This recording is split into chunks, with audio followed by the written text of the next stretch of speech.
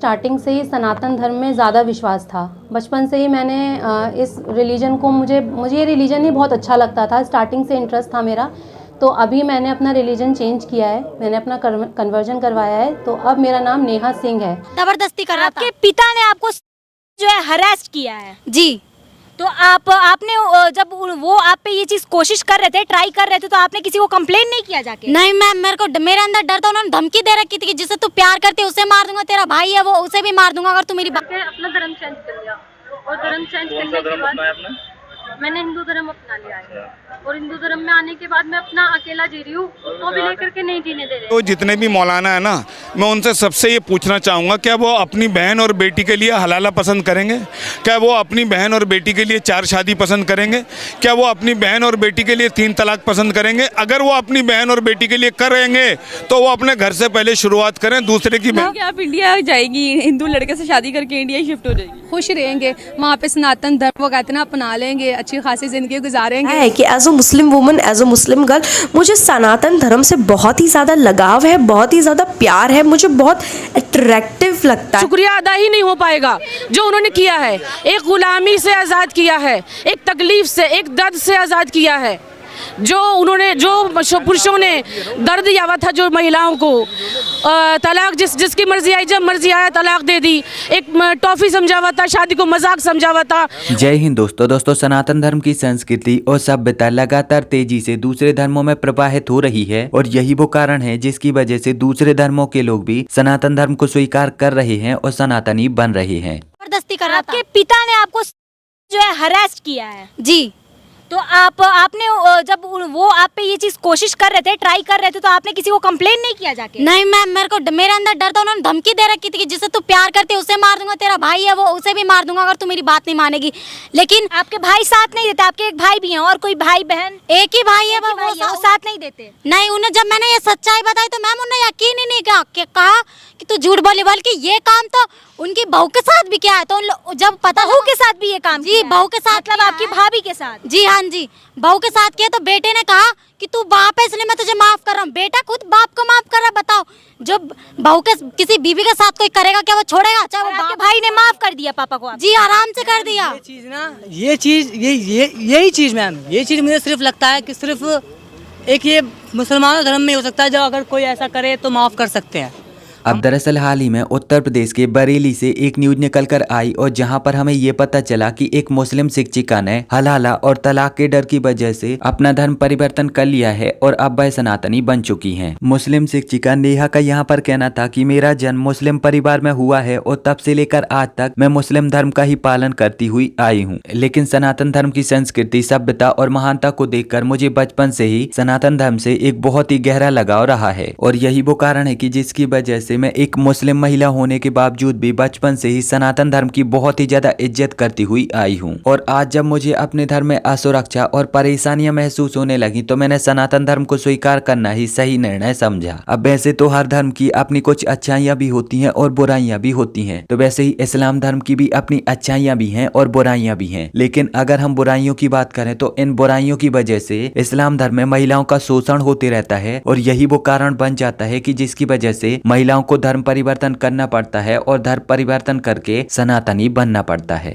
Sir, मैं मुस्लिम धर्म में पैदा हुई, मेरा नाम नेहा अस्मत था, लेकिन मुझे स्टार्टिंग से ही सनातन धर्म में ज़्यादा विश्वास था। बचपन से ही मैंने इस रिलीजन को मुझे ये रिलीजन ही बहुत अच्छा लगता था। स्टार्टिंग से इंटरेस्ट था मेरा।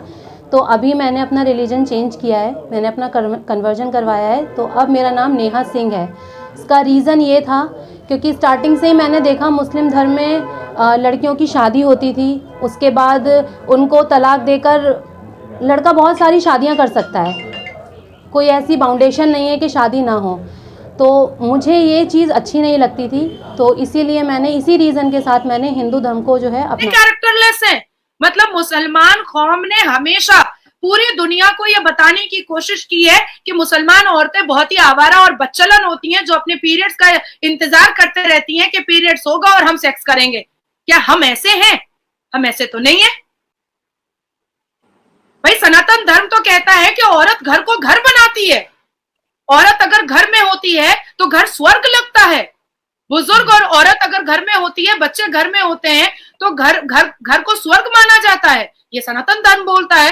तो आप ऐसी अफवाह क्यों उड़ा रहे हैं सर पे दाढ़ी टोपी रख करके कि मुसलमान औरतें और लड़कियां अगर पीरियड्स के बाद निकाह ना पढ़े तो वो किसी के साथ भी जाकर सेक्स कर लेंगी? हम ऐसे तो नहीं है, हमारा चरित्र ऐसा तो नहीं है।